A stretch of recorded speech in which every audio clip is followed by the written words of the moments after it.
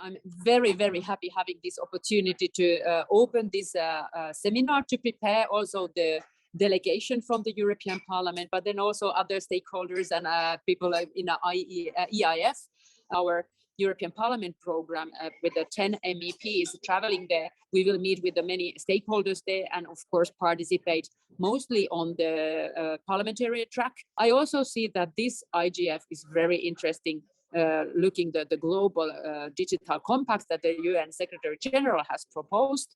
In the Declaration on the Digital Principles and Rights, but also in the global commitments we have taken as the EU in the Declaration for the Future of Internet, we made it clear what's the vision of the Internet that we have, which is really towards the opposite of fragmentation. So keeping the Internet open, free and global, interoperable and reliable. That we go to IGF as Commission, like every year, together with the European Parliament and several EU stakeholders, is one of the strong signs of our support to the multi-stakeholder principles to what is a complex matter, the governance of the Internet.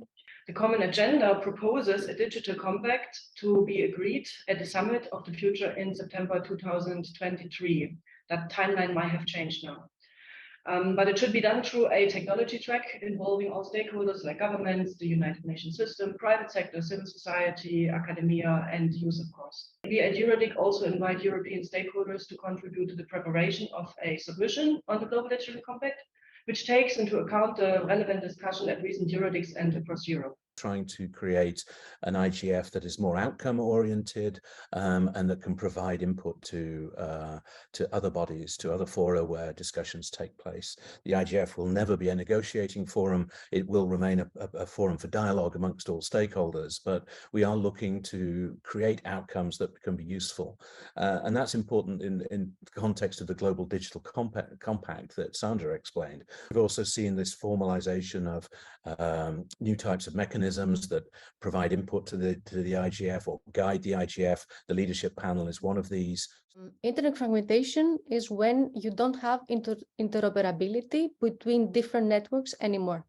So the networks do not use the same language to speak to each other.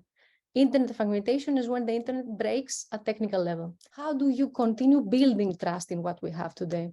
Trust that the system, the one internet, will continue delivering for the world. Continuing on trust, languages, DNS in different scripts. Not the whole world speaks English, nor should they have to.